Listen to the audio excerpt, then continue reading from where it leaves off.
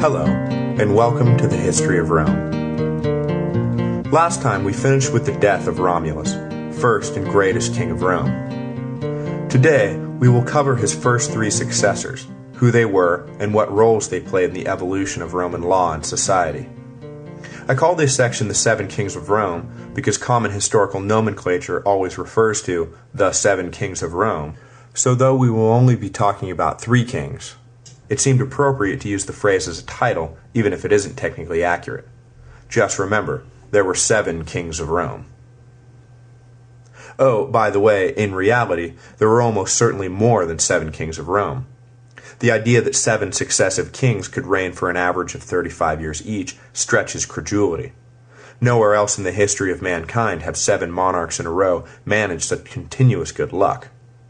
The stories handed down to us of Numa and Hostilius and Marcius and the Tarquins are no doubt apocryphal, meant to cover the ground between Romulus and the founding of the Republic, while explaining the evolution of the city's culture at the same time.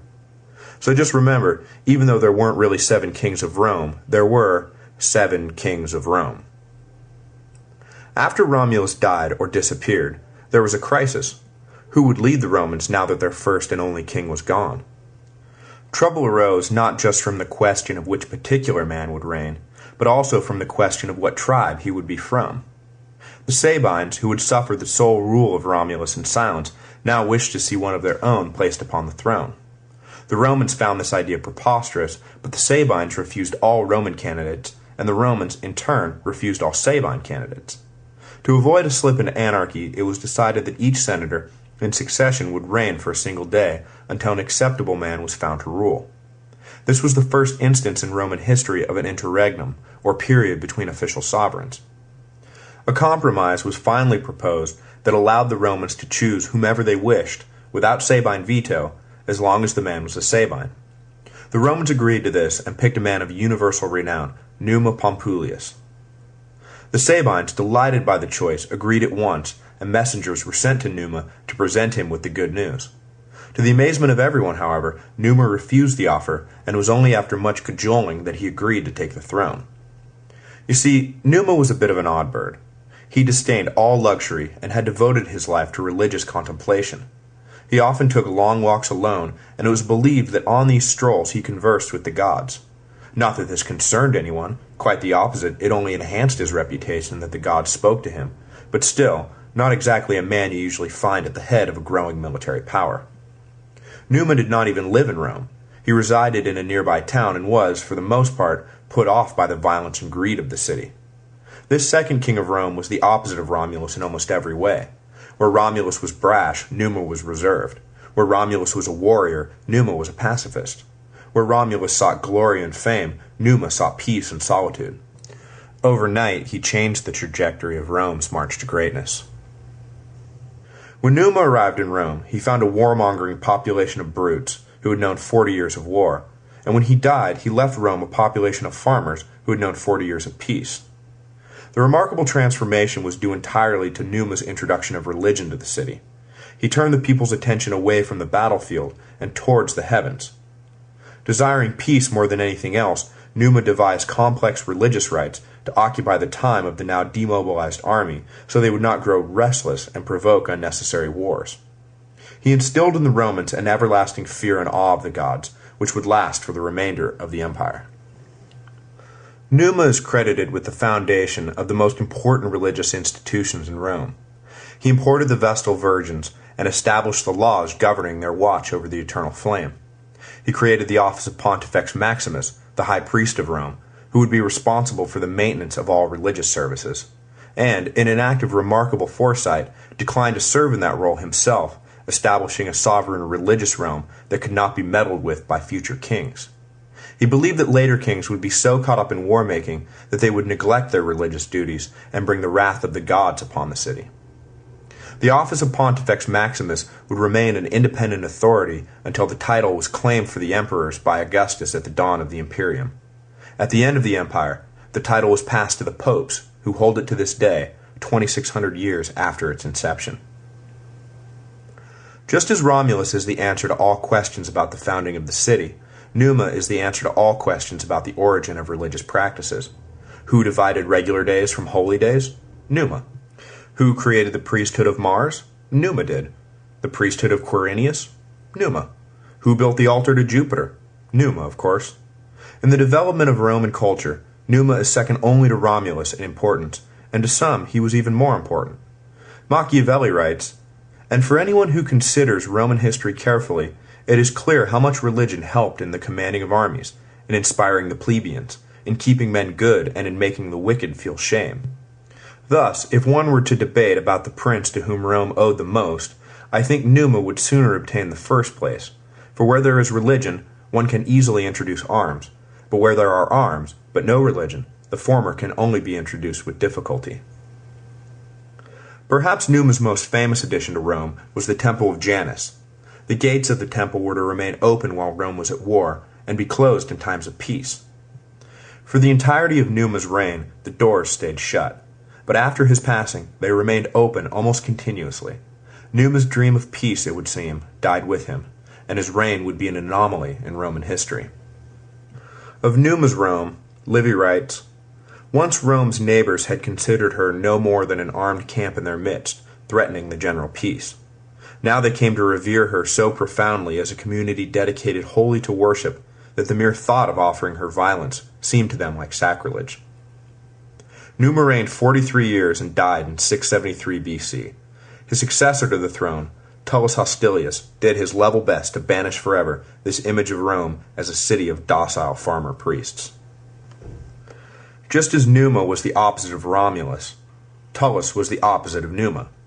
He longed for a return to the martial virtues of Romulus. He believed Numa had left the Romans soft and dangerously unprepared for what Tullus saw as inevitable attack from eternally hostile neighbors. The peace of the previous decades could not hold forever, and if Rome was to live, it had to fight. With this in mind, Tullus looked around for a clash that would reinvigorate the warrior spirit of his people, and found it in the place of Romulus's birth. A cattle raiding dispute along the border between Rome and Alba led to mutual recriminations, and for Tullus, this was enough of a pretext, and war was declared. He even managed to arrange things so that the Romans looked like the aggrieved party who were being dragged against their will into battle. Armies from both sides advanced on one another, but before the order for full-scale engagement was given, Medius, the leader of the Albans, approached Tullus with an unusual proposal. There was nothing to be gained, the Albans said, in a bloody struggle between two familial people, when the Etruscans sat at both their doorsteps, eagerly awaiting any opportunity to invade. A fight between Alba and Rome would deplete the strength of both victor and vanquished, leaving the door wide open for the Etruscans to make them all slaves. Medius proposed that single combat should decide their quarrel. That way their respective armies could still keep the ambitious Etruscans in check. Tullus agreed reluctantly, seeing the logic of Medius's argument, though it would not be single combat per se that would decide things. Each army's ranks held 3 brothers, triplets, who were chosen to fight for the fate of their people. This fight between the Roman Herati and the Alban Curiati is an episode, like the rape of the Sabine women, that has found its way into countless works of art and literature, most famously in the Oath of the Herati by Jacques-Louis David, that great lover of antiquity. In front of the opposing armies, the 2 sets of brothers squared off. The fight was furious, and in quick succession 2 of the Romans lay dead.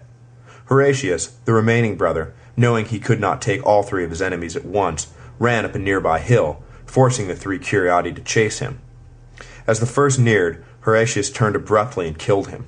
The second Alban brother arrived too late to help, and Horatius fought and killed him as well. The third Curiati, weary from the chase and from wounds sustained in the earlier fight, was no match at all upon arrival.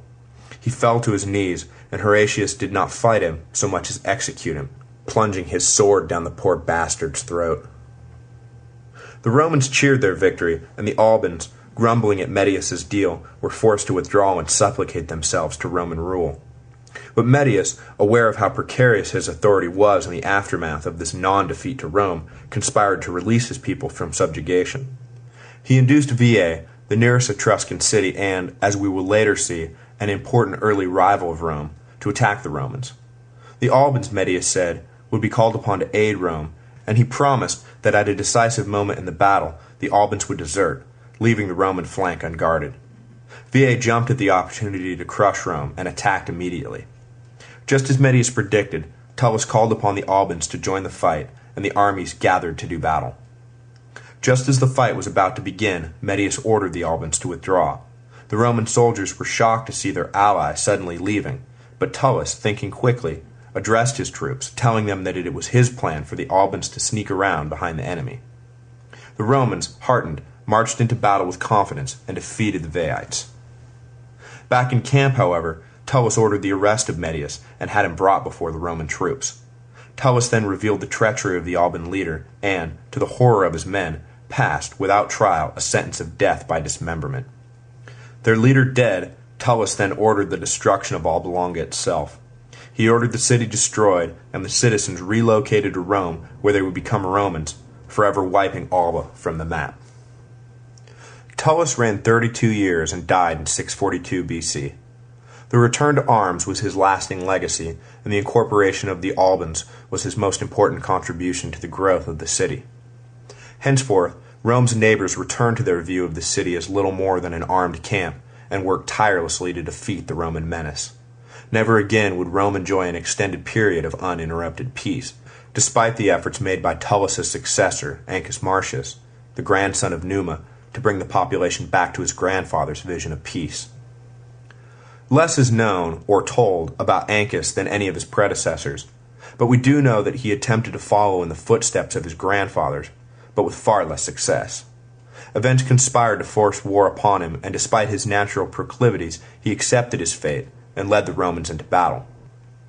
A confederation of Latin communities who chafed under Roman dominance took Ancus's succession as the perfect opportunity to attack, believing they had another Numa on their hands who would be an easy mark.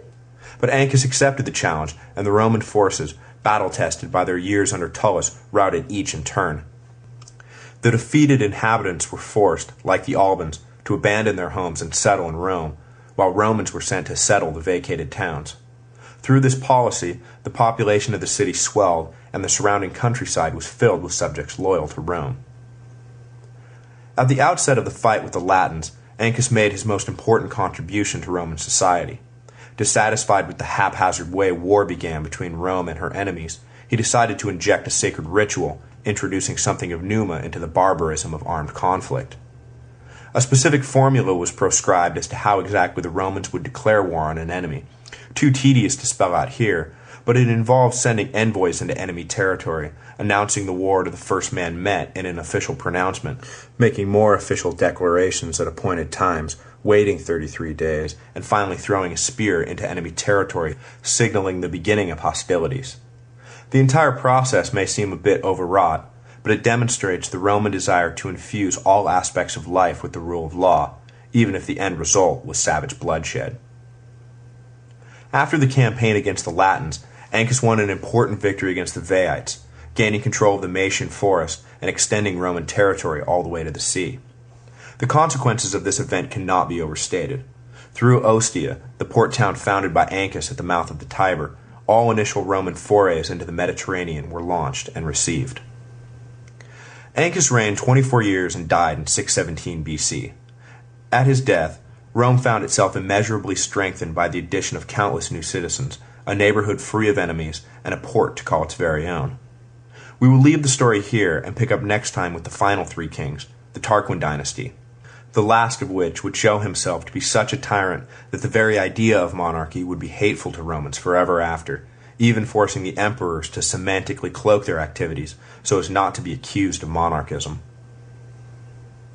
As I said earlier, the lives of these kings are apocryphal biographies designed to explain the origin and development of Rome to later Romans. What is mostly being fleshed out in the story of these first kings is the relationship between the two most important pillars of Roman society, war and religion. The warlike Romulus is followed by the religious Numa, who is followed by the warlike Tullus, until finally the two pillars are joined in Ancus, the religious king who is dragged into battle by fate. This interplay is instructive and offers a neat encapsulation of their character. The Romans are a warlike people, tempered by religion, not a religious people forged into warriors. Ultimately, it is war, not prayer, that defines the Romans.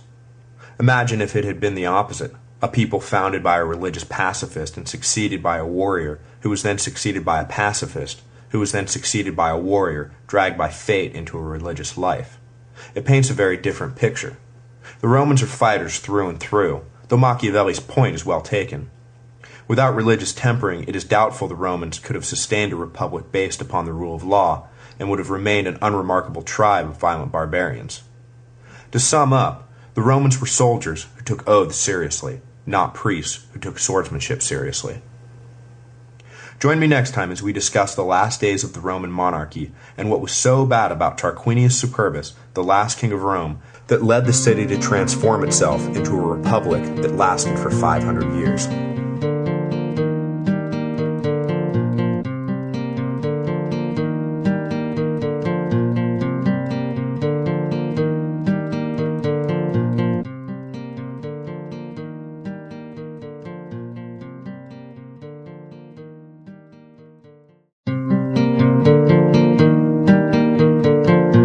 Hello, and welcome to the History of Rome. So far, we have covered 4 of the 7 kings of Rome: Romulus, Numa Pompilius, Tullus Hostilius, and Ancus Marcius.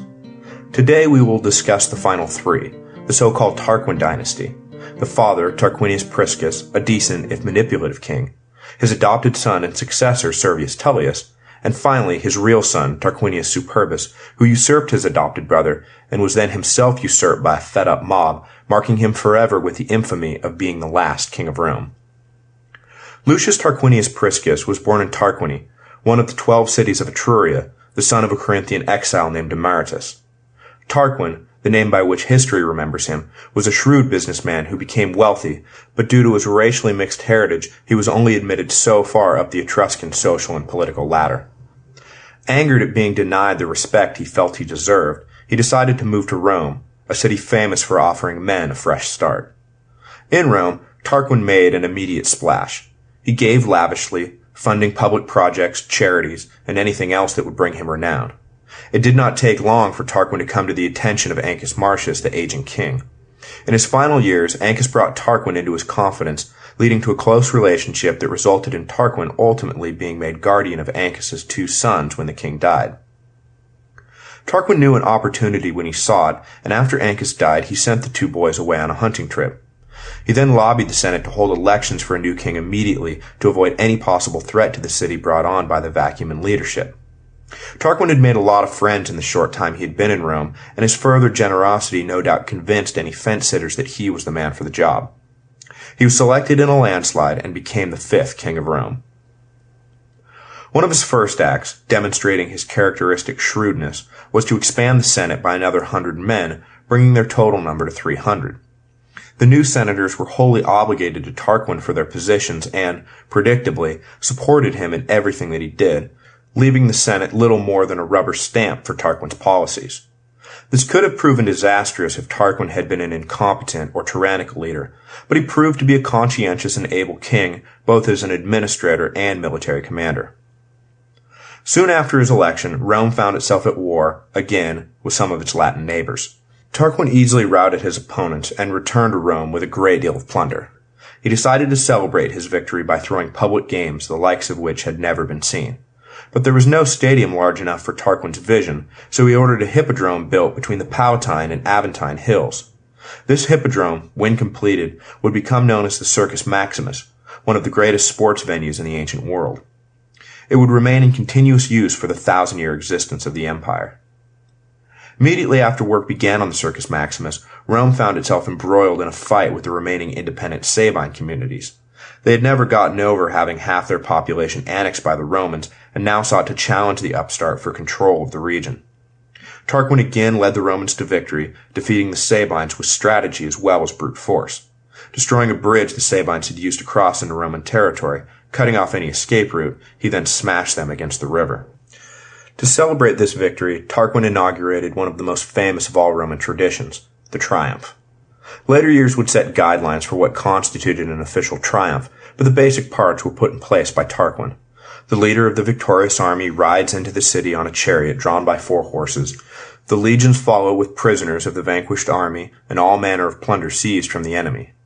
To be awarded a triumph was the greatest honor a Roman general could receive.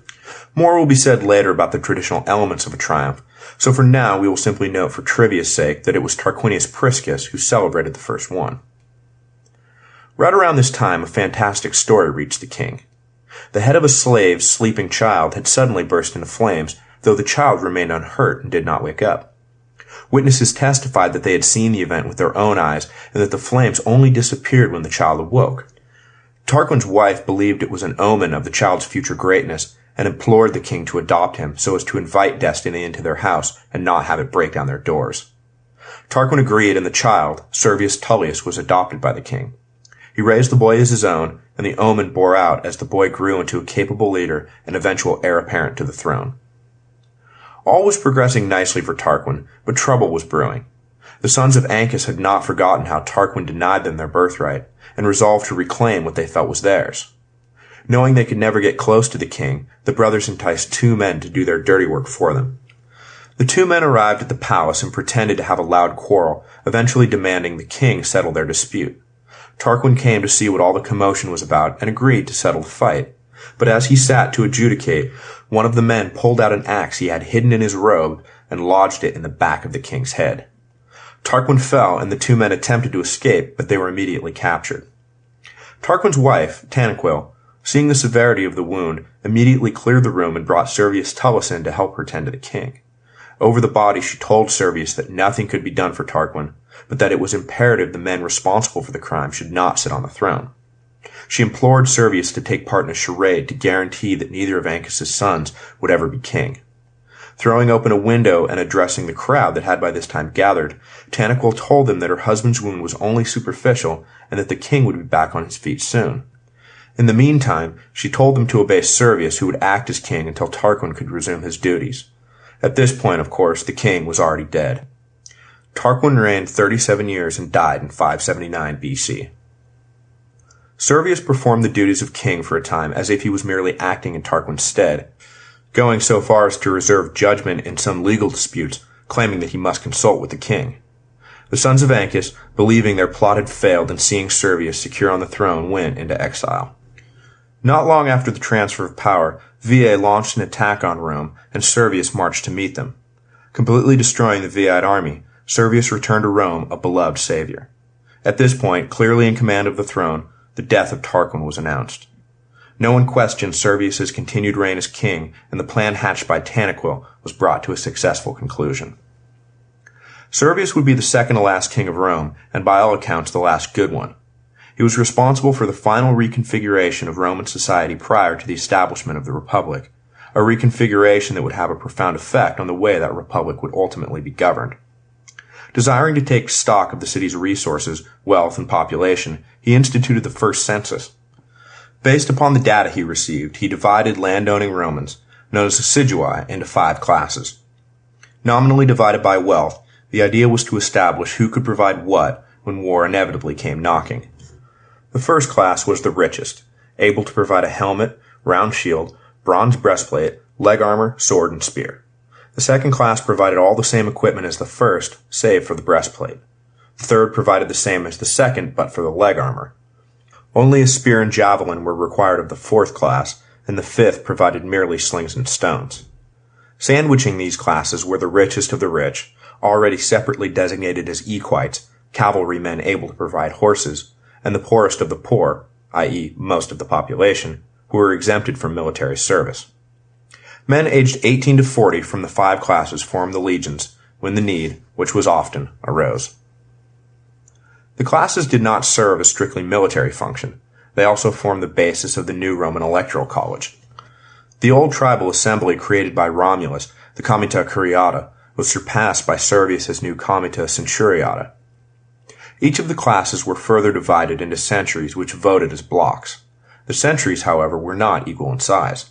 The first class, which was the smallest, was divided into 80 centuries. The second, third, and fourth classes each had 20. The fifth, by far the largest, was composed of 30. The small group of equites were divided into 12 centuries, and the landless masses were granted just 1. Elections being determined by a simple majority, the equites in the first class held between them all the votes they needed to control who would hold office and what policies would be pursued. There was some logic to the wildly skewed voting system. The wealthy shouldered the financial burdens of both state and military, and thus felt entirely justified in their stranglehold on power. The bulk of the population, however, would come to view the system as entirely unjust and would eventually have to take drastic steps for their voices to be heard. Servius's reign was progressing nicely. The Latin communities even contributed funds to build a temple to Diana in Rome, admitting once and for all that Rome was the capital of Latium. However, all was not well. Just as Ancus's sons were the undoing of Tarquin, so would the sons of Tarquin be the undoing of Servius. Servius believed he had covered this obvious threat by marrying his daughters to the two Tarquin boys, Lucius and Aruns. But this was not enough for Lucius, who felt he had been tricked out of his rightful succession, though his new wife was non-committal about this alleged injustice. His brother Aruns, who could not have cared one way or the other, found himself married to a woman, Tullia, who resented his lack of ambition and admired Lucius's drive.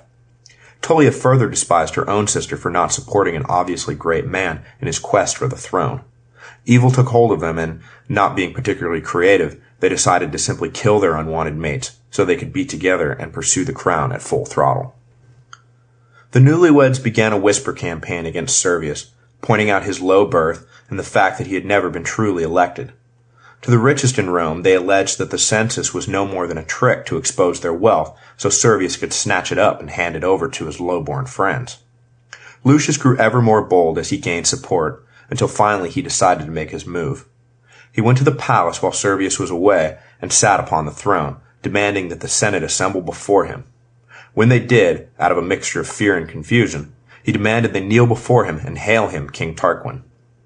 He was in the midst of a lengthy speech degrading Servius when the old king appeared, demanding an explanation. A scuffle ensued between the supporters of Tarquin and those loyal to Servius, and in the melee the old king himself was struck and killed. Servius had reigned 43 years and died in 535 BC. Lucius would become known to history as Tarquinius Superbus, or Tarquin the Proud, the last king of Rome. From the start, Tarquin was the very model of a tyrant.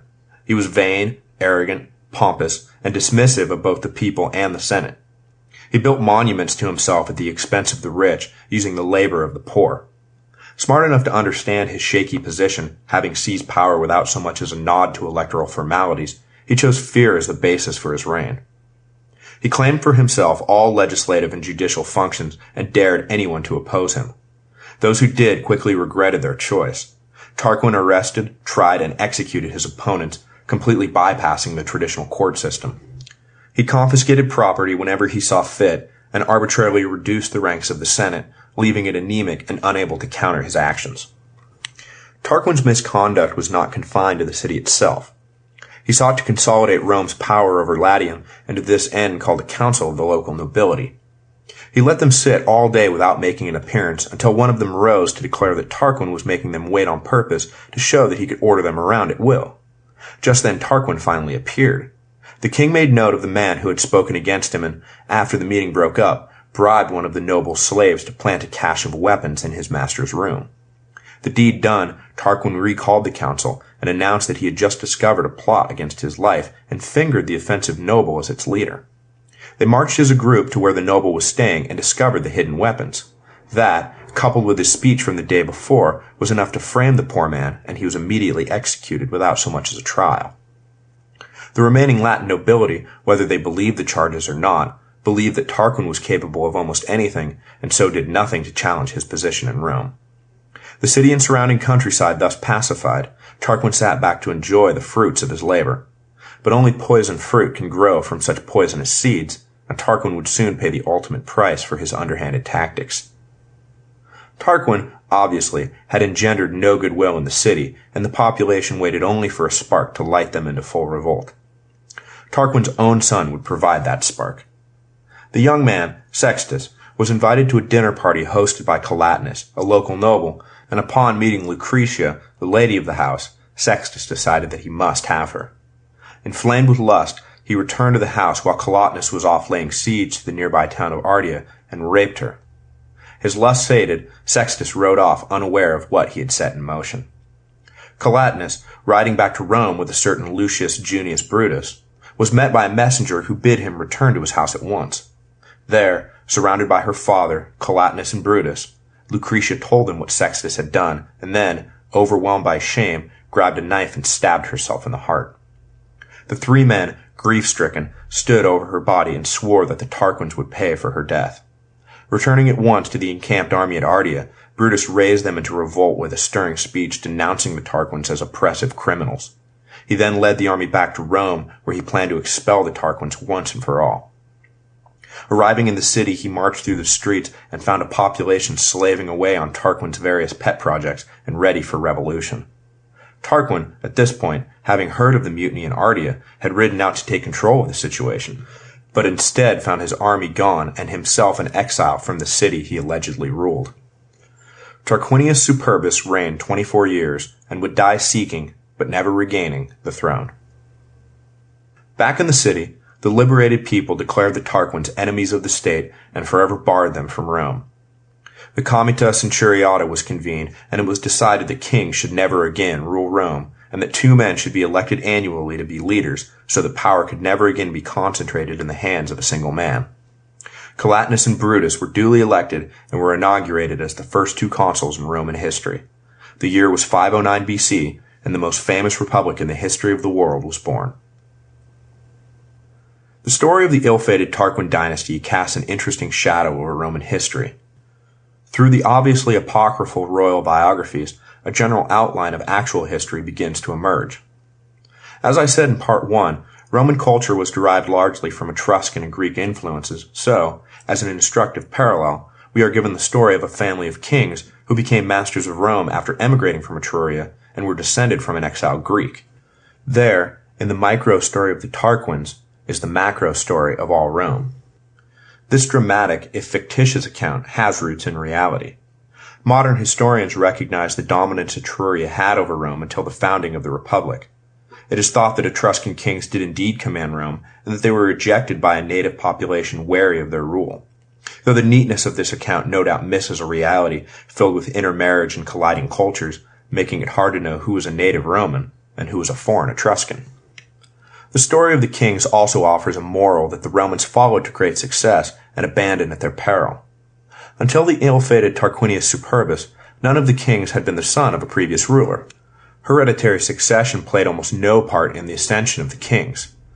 Ancus Marcius was the only one who was even related to one of his predecessors, and he was the grandson of Numa, not an immediate heir. This stands in stark contrast to the monarchies that emerged in the Middle Ages that were founded entirely on the passing of power from father to son, whatever the merits or abilities of the child. Gibbon famously marks the beginning of the end of the Roman Empire, with Marcus Aurelius' sentimental choice of his son Commodus and not another, more capable man to succeed the imperium in 177 AD. The choice ended 5 successive transfers of power from the emperor to a man chosen on merit and not relation. The 100-year period of the so-called 5 good emperors marked the height of Roman power, wealth, and stability. History has shown again and again that the ship of state is well sailed when leadership is based on great ability, and run against the rocks when it is based upon mere birth. The Roman monarchy was now dead, never to return. Next, we move on to the story of the Roman Republic, and trace its long march through the Italian peninsula, across the Mediterranean, and into legend. Next week we will discuss the first days of the Republic, who its initial leaders were, and what would happen to any man who ever again tried to make himself king of Rome.